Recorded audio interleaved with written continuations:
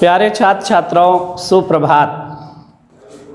हम लोगों ने पिछले अपने वीडियो में समधन्या यानी संज्ञा के व्यक्तिवाचक के बारे में अध्ययन किया, जातिवाचक के बारे में अध्ययन किया और जाति के मैंने 2 पार्ट बताया था। पहला पार्ट बताया था द्रव्यवाचक, जाति के 2 भेद।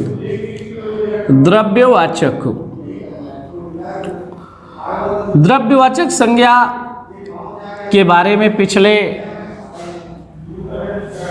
वीडियो में हम लोगों ने चर्चा किया था कि ऐसी वस्तुएं एवं पदार्थ जिनको मापा जाए, तौला जाए लेकिन गिना ना जाए, वे सारे चीज़ें हमारे क्या होते हैं? द्रव्यवाचक। जैसा कि हमने उस दिन बताया था कि सोना, चांदी, लोहा, तांबा, दूध, दही, घी, तेल, जौ, मटर, बाजरा, मक्का, गेहूं, टमाटर, आलू, धनिया, गोभी, पपीता, केला, सेब, संतरा, आम, अंगूर, ये सारी चीज़ें मापा जाता है, इनको तौला जाता है लेकिन गिना नहीं जाता है। बल्कि इस पर क्लूज भी मैंने दिया था कि जैसे केला कुछ प्रांतों में, कुछ क्षेत्रों में गिन के मिल जाता है, तो वो गिनना, उसका मूल्यांकन उचित नहीं माना जाता है। चूँकि वो द्रव्यवाचक है तो उसे तौल के मिलना चाहिए, तो वो मापा जाता है, तौला जाता है। तो ये सभी चीज़ें हमारे द्रव्य के अंतर्गत आती हैं।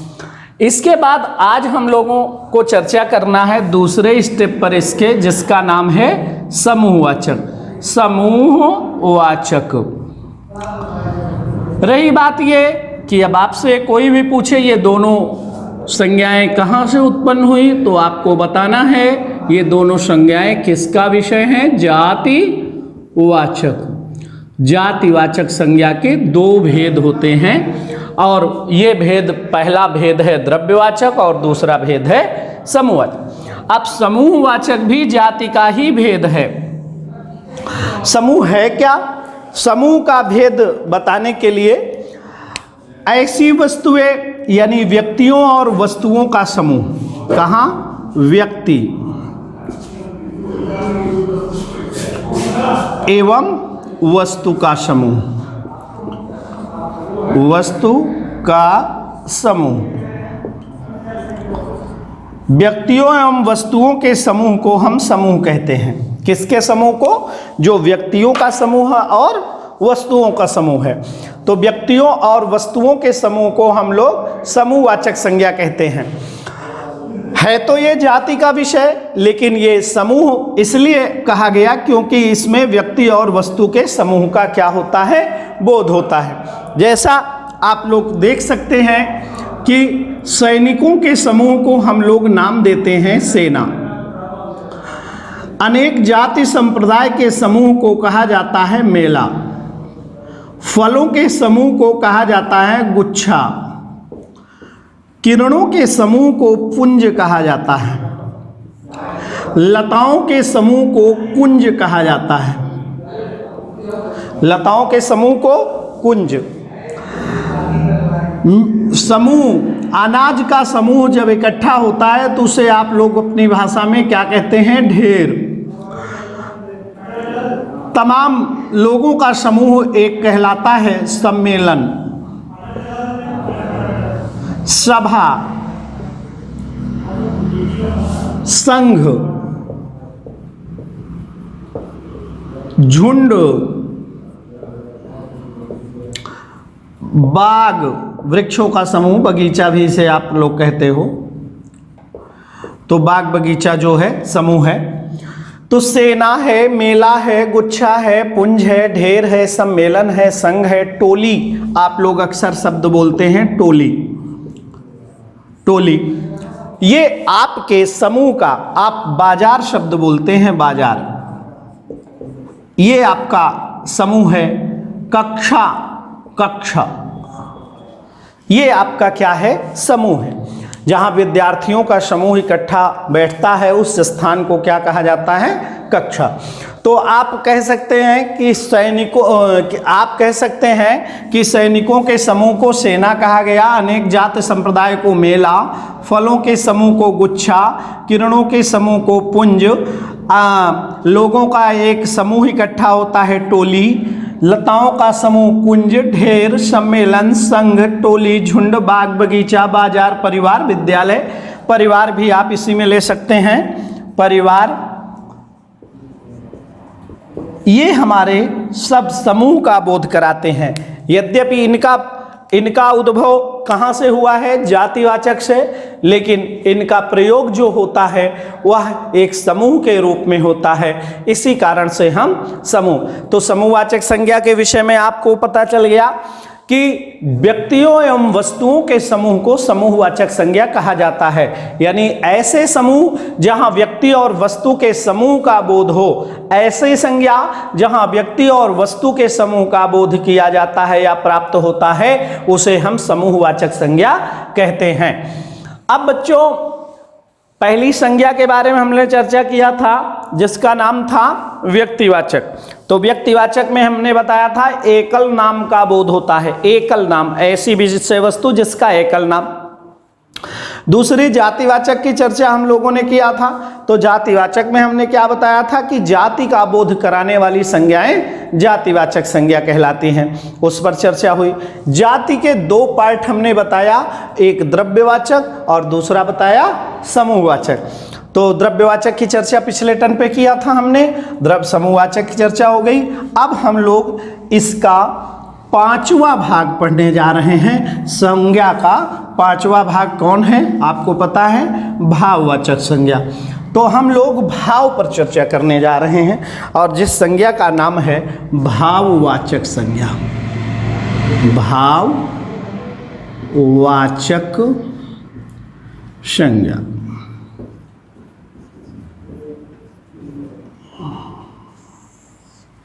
भाववाचक संज्ञा।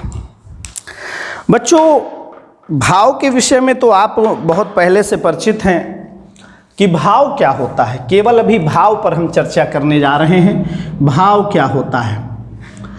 भाव की उत्पत्ति का आधार है अभाव।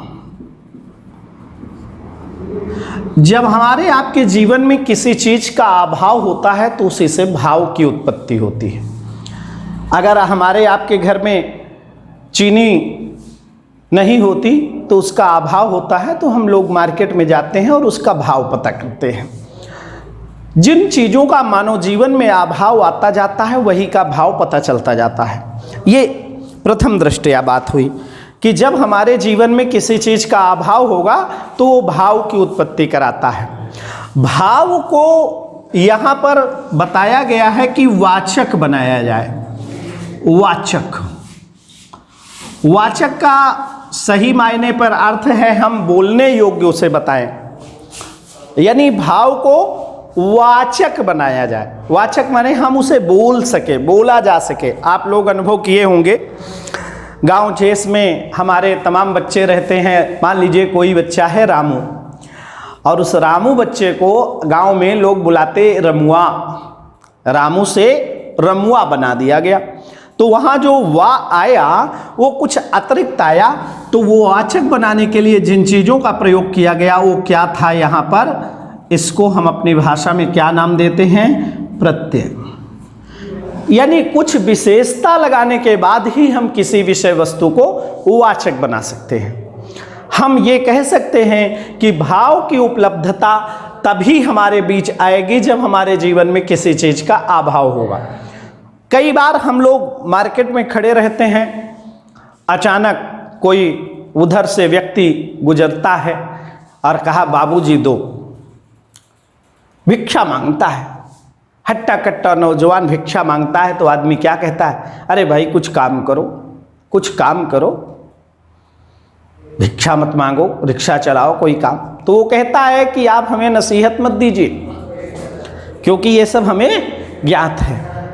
आप इतनी बड़ी नसीहत उसे देने लगते हो, क्यों? क्योंकि आपको उस आदमी में अभाव नहीं दिखता। ना वो लूला होता है, ना लंगड़ा होता है, ना अपंग होता है, ना अपाहिज होता है, ना अंधा होता है।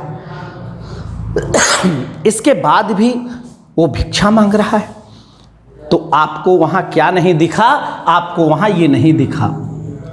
जब आगे बढ़ते हैं तो एक अपाहिज बच्चा सड़क के किनारे बैठा होता है और उसे देखते ही आप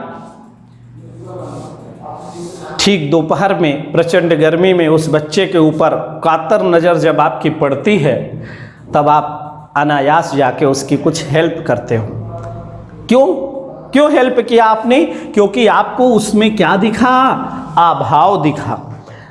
आपको वहाँ पर अभाव दिखता है, और जब आपके जीवन में अभाव दिखेगा तो वहीं से भाव की उत्पत्ति होती है, और भाव को हम तब वाचक बनाते हैं। अब भाव बनता तो ऐसी संज्ञाएं, जिन संज्ञाओं से किसी व्यक्ति, हम कह सकते हैं ऐसी संज्ञा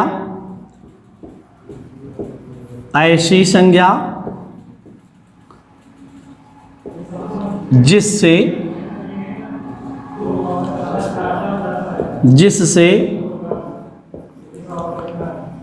किसी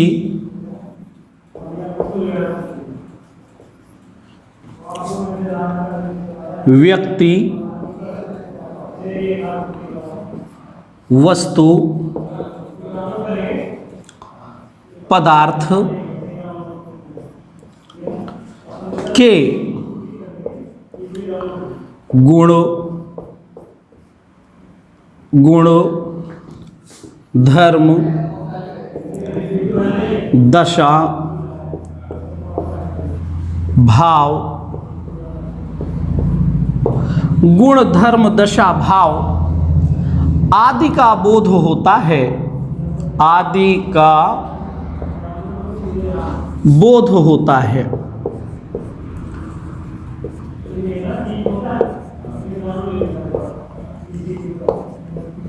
तो उसे हम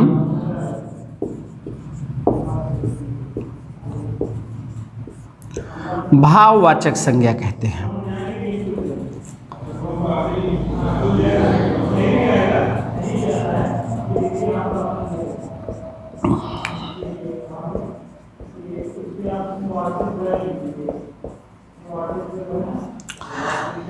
तो हमें ये पता चला कि ऐसी संज्ञा जिससे किसी व्यक्ति का या वस्तु का या पदार्थ के हम क्या क्या देखते हैं? गुण, धर्म। तो गुण को, धर्म को, दशा को, भाव का जो संज्ञाएं बोध करा दें वो हमारी क्या कहलाती हैं? भाववाचक संज्ञा। यानी जिन संज्ञा शब्दों से हमको किसी व्यक्ति, वस्तु, पदार्थ के गुण, धर्म, दशा, भाव आदि का बोध हो, वो हमारी कौन सी संज्ञा होती है? भाववाचक संज्ञा। अब भाव की उत्पत्ति तो मैंने बताया कि अभाव से होती है, और अभाव कहीं भी प्राप्त हो सकता है।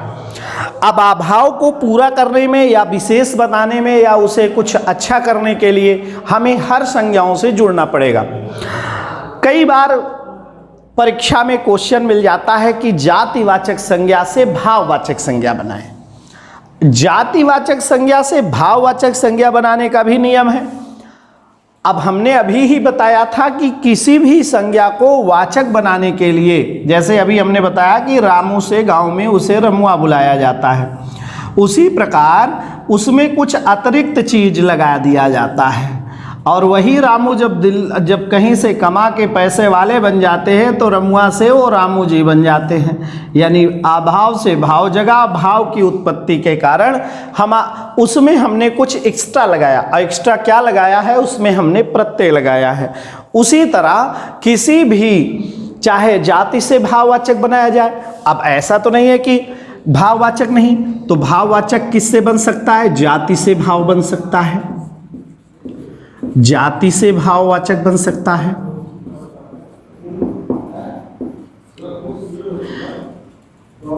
विशेषण से भाववाचक बन सकता है, विशेषण से भाववाचक बन सकता है, अव्यय से भाववाचक बन सकता है,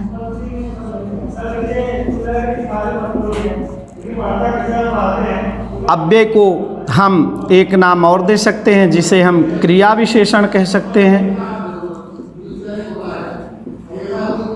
इससे भी भाववाचक संज्ञा बनता है। तो भाववाचक बनाने के लिए सर्वनाम से भी भाववाचक बनता है, सर्वनाम से भी भाववाचक बनता है।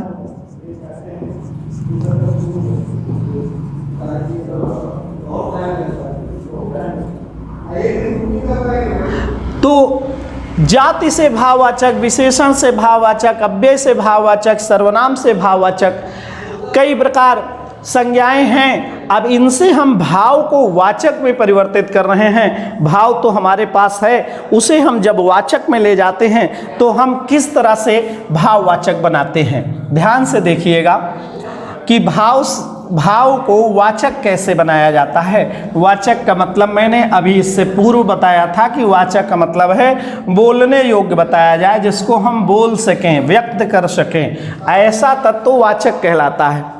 अब मान लीजिए जाति है और जाति से हम भाव बनाए। मान लीजिए यहाँ हमने लिख दिया पंडित,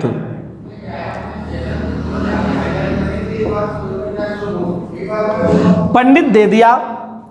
अब पंडित से जब भाववाचक बनाएंगे तो ये बन जाएगा पंडिताई।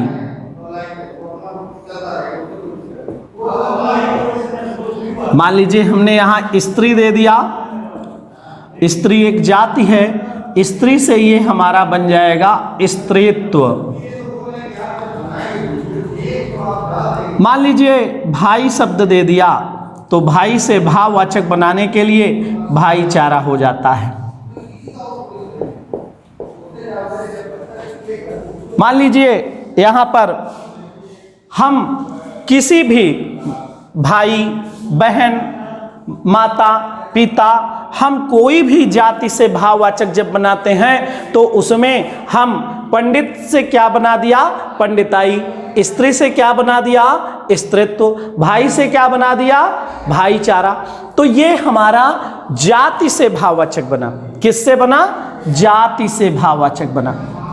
मान लीजिए हम विशेषण से भाववाचक बनाना चाहते हैं तो विशेषण से जब भाववाचक बनाते हैं तो विशेषण से भाववाचक बनाते समय मान लीजिए हमने यहाँ पर कोई शब्द दे दिया मीठा, मीठा दे दिया। अब मीठा शब्द को जब भाववाचक में ले जाएंगे तो ये बनेगा मिठास। अब मीठा तो भाव बना, ये हमारा भाव है, और ये बन गया भाववाचक। मीठा क्या था, भाव है, और मिठास क्या है, भाववाचक। कई बार मान लीजिए हमने यहाँ पर दे दिया खट्टा, खट्टा दे दिया, खट्टा से क्या बनाएगा, खटास नहीं बनेगा, खट्टा से बनाया जाएगा खटाई।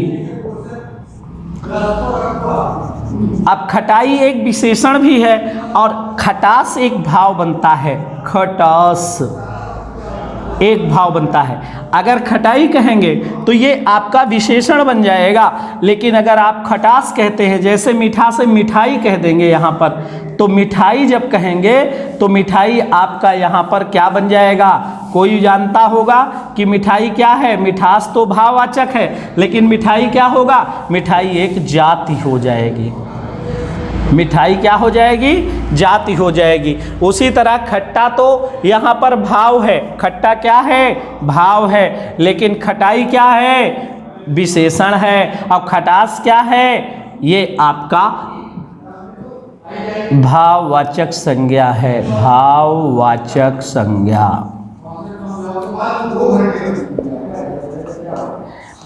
कई बार आपने जैसे दे दिया परोपकार, परोपकार। अब परोपकार को एक विशेषण के रूप में है, इसको जब आप बदलेंगे वाचक में, भाव के रूप में, अब परोपकार एक विशेषण दुनिया जानता है, आप भी जानते हो। अब इसको अगर वाचक में तो ये बन जाएगा परोपकारी, ये आपका बन जाएगा भाववाचक। तो विशेषण से आपको पता चल गया। कई बार अव्यय से बन जाता है, अव्यय से भाववाचक। अव्यय से भाववाचक बनता है। अव्यय से भाववाचक कैसे बनता है?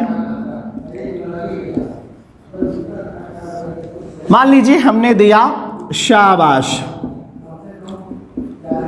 शाबाश अक्सर आप लोग बोलते हैं। अब इसको भाववाचक बनाएंगे तो क्या बनेगा? शाबाशी।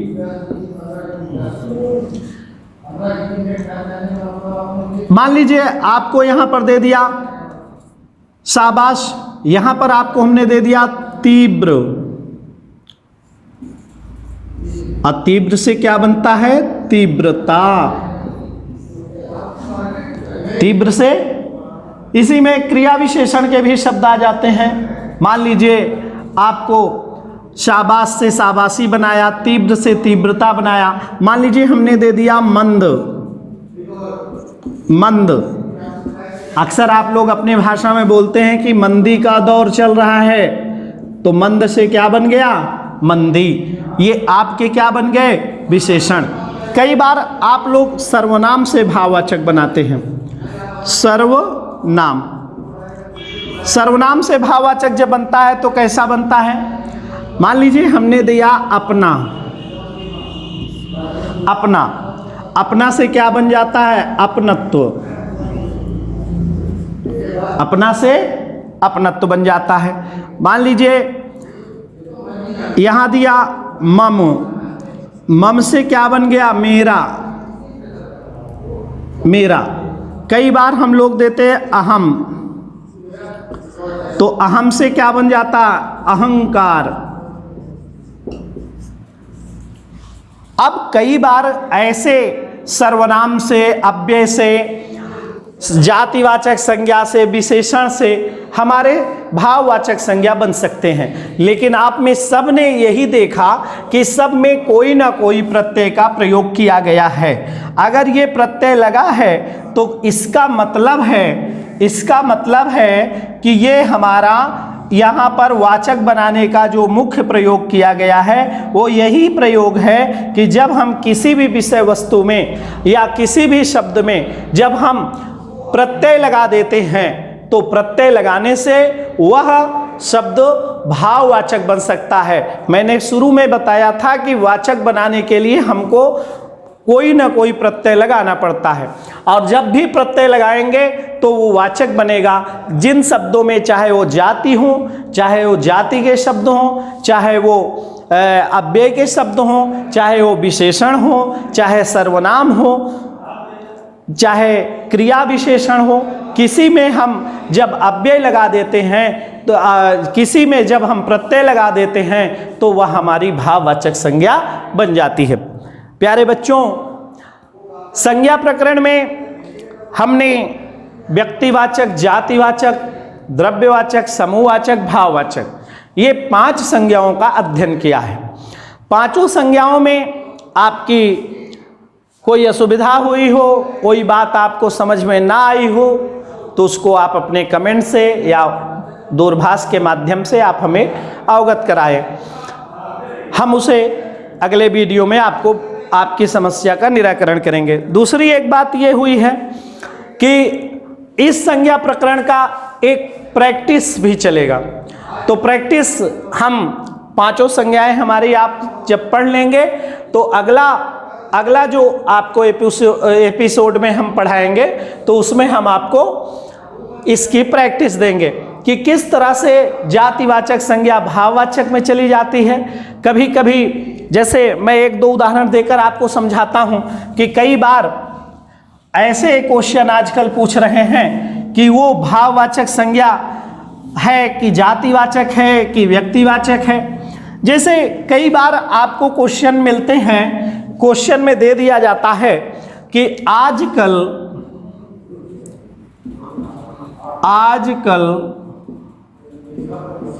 घर घर रावण मिलते हैं।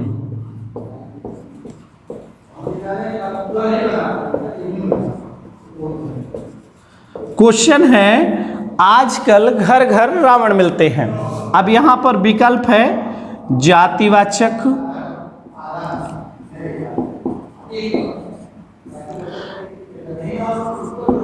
द्रव्यवाचक,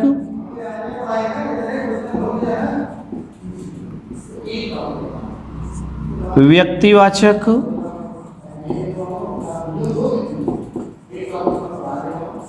समूहवाचक।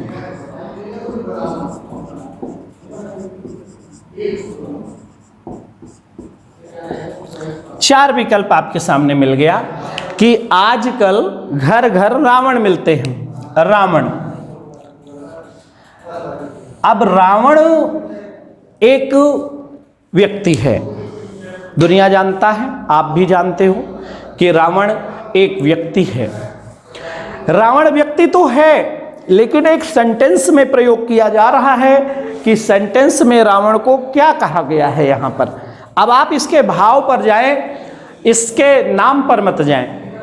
नाम के आधार पर रावण कहीं भी आएगा तो आप तुरंत बताओगे रावण एक नाम है और रावण एक व्यक्तिवाचक संज्ञा है। लेकिन यहां पर आपको दिया गया है कि आजकल घर घर रावण मिलते हैं, यानी रावण को एक प्रदर्शित किया जा रहा है, किसी खास विषय वस्तु के लिए रावण को व्यक्त किया गया है। अब रावण का मतलब यहां पर हमारा, आप कह सकते हैं कि रावण अत्याचारी था, रावण एक यहां पर आतताई था, और इस कारण से रावण यहां पर एक हमारी क्या बन गई, जाति बन गई है। अब यहां पर रावण यद्यपि नाम था, है व्यक्तिवाचक, है व्यक्तिवाचक, लेकिन यहां पर इसका प्रयोग किसके रूप में किया गया है, जाति के रूप में किया गया है। तो बच्चों ये जातिवाचक संज्ञा होगी, ना कि ये व्यक्तिवाचक संज्ञा। ठीक इसी प्रकार एक क्वेश्चन और अक्सर पूछ लिया जाता है, जैसे आपको बता रहे हैं कि नंबर 2 क्वेश्चन देख लीजिए।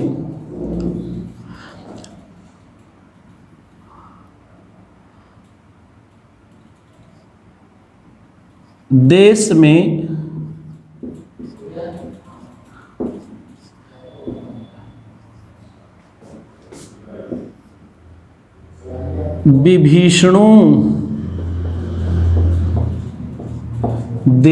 विभीषणों की कमी नहीं है।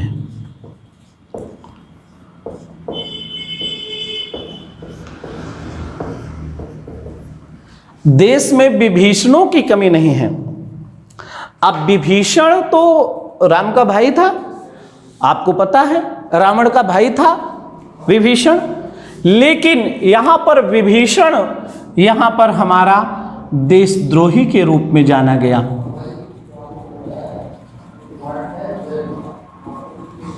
विभीषण रावण का भाई था, एक नाम है, विभीषण एक नाम के लिए व्यक्त किया जा रहा है, लेकिन यहां पर उसको किस रूप में व्यक्त किया गया है कि देश में विभीषणों की कमी नहीं है, यानी राष्ट्र में देशद्रोही लोगों की आज कमी नहीं। अब देशद्रोही हमारी एक जाति है और देशद्रोही को जातिवाचक संज्ञा कहा गया है, यानी यहाँ पर हमारा यद्यपि नाम है, होना चाहिए व्यक्तिवाचक। यदि विभीषण कहीं अलग से यहाँ विभीषण लिखा मिल जाएगा कि विभीषण कौन सी संज्ञा है, तो इसे हम व्यक्तिवाचक कहेंगे, व्यक्तिवाचक।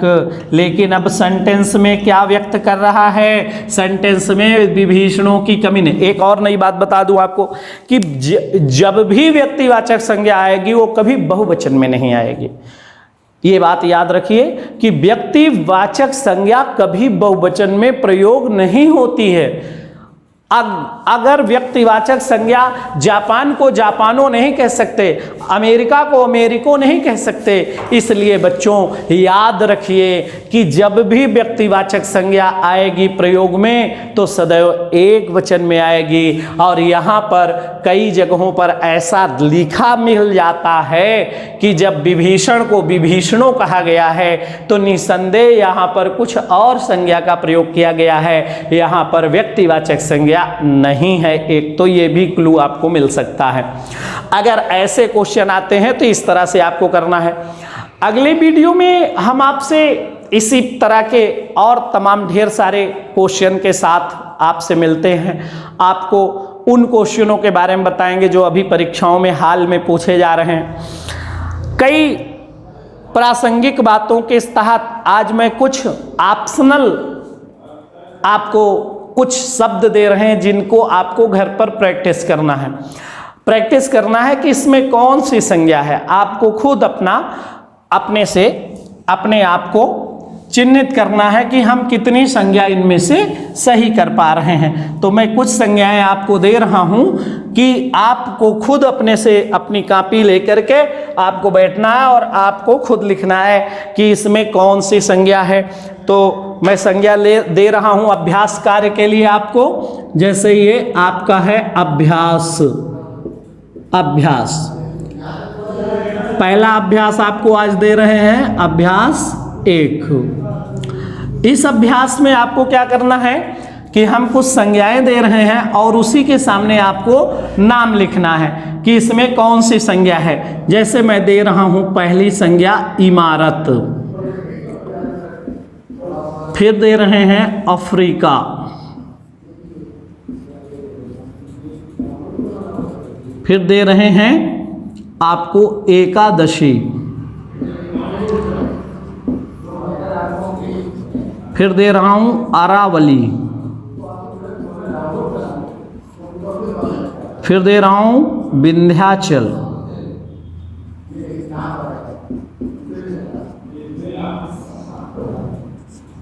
रामेश्वरम, अभिनेता,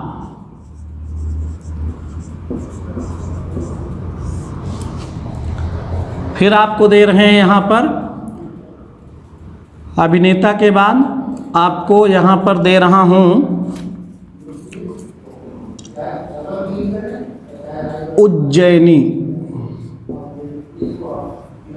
उज्जैनी। फिर आपको लिखना यहां पर देखना है, यहां लिखना है कक्षा, विद्यालय, बगीचा, फिर है सभा, फिर है व्यावहारिक, फिर है वर्चस्व, वैमनस्य,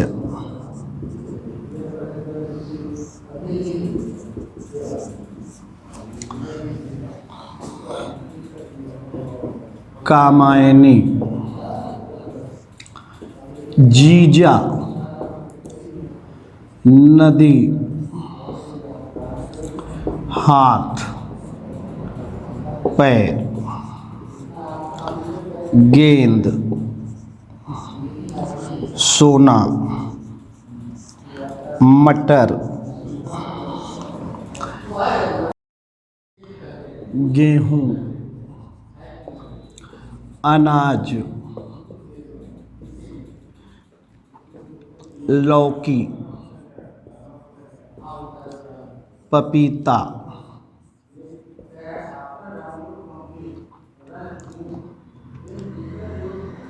फिर है स्त्रीत्व, फिर है स्त्रीत्व के बाद ढिठाई,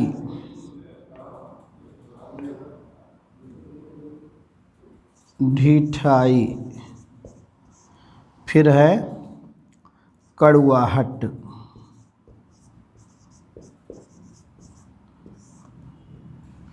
इनकी आपको घर पर अभ्यास करना है। ये प्रथम अभ्यास है।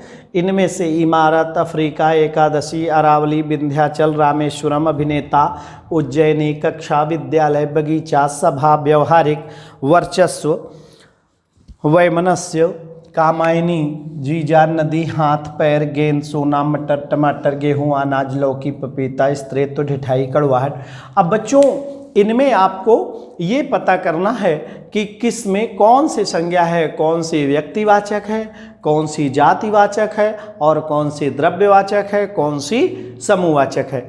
इसको अपनी कॉपी में आपको लिखना है। आज हम लोगों ने संज्ञा प्रकरण का प्रथम स्टेप तैयार किया है, यानी पहला वीडियो आपका कंप्लीट हुआ। केवल एक अभ्यास, एक पाठ आपका, जिसका नाम है संज्ञा। तो संज्ञा के व्यक्तिवाचक, जातिवाचक, द्रव्यवाचक, समूहवाचक, भाववाचक, यानी हम लोगों ने 5 संज्ञाओं का एक्सप्लेन पढ़ा और उसका आज एक प्रथम अभ्यास छोटा सा मैंने दिया है, जिसको आप लोग अपने कॉपी में कर लेंगे। अगला अभ्यास नया चैप्टर, कल का हमारा जो अगला वीडियो होगा उसका नाम है, आपको पता होगा, जेंडर। जेंडर का मतलब लिंग, यानी हम अगले वीडियो में लिंग के बारे में पढ़ेंगे कि लिंग कितने प्रकार के होंगे, किसे कहते हैं, ये सारी बातें हम उसमें पढ़ेंगे। लेकिन उससे पहले हम लोग क्या पढ़ेंगे, पहले अभ्यास नंबर 2 यानी संज्ञा का अभ्यास। अन्य कितने प्रकार के क्वेश्चन यूपीएससी में या पुलिस में, एसआई में किस तरह के क्वेश्चन पूछे जा रहे हैं आजकल, उनको हम लोग, पीसीएस में अभी एक क्वेश्चन संज्ञा से आया था, तो उन क्वेश्चनों को हम लोग किस तरह से करेंगे और ये क्वेश्चन आएंगे तो कैसे करेंगे, उससे रिलेटेड हम अगले टर्न पे आपको एक नए अभ्यास के साथ एक अभ्यास कराएंगे और अगला वीडियो आपको जेंडर के बारे में पढ़ाएंगे। तब तक के लिए बच्चों आप लोगों को बहुत बहुत शुभाशीष। और बच्चों, आपको वीडियो पढ़ते समय अच्छा लगे या वीडियो के बारे में कोई सुझाव है तो आप हमें समय पर देते रहें, और हमारे वीडियो को लाइक और शेयर आपकी जिम्मेदारी बनती है, आप उसे करें जिससे ज़्यादा से ज़्यादा लोगों को इसका लाभ मिल सके। शेष आप लोगों को बहुत बहुत शुभाशीष। धन्यवाद। Thank you.